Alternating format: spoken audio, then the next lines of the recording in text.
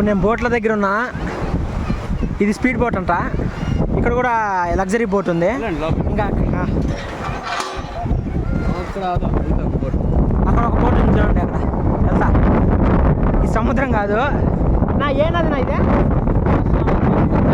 స్వర్ణాల చెరువు, కానీ చూసా ఇంకే సముద్రం లాగే ఉంది.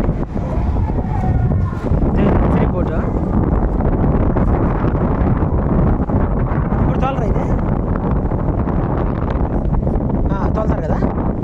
ఓకే, ఎంత టికెట్?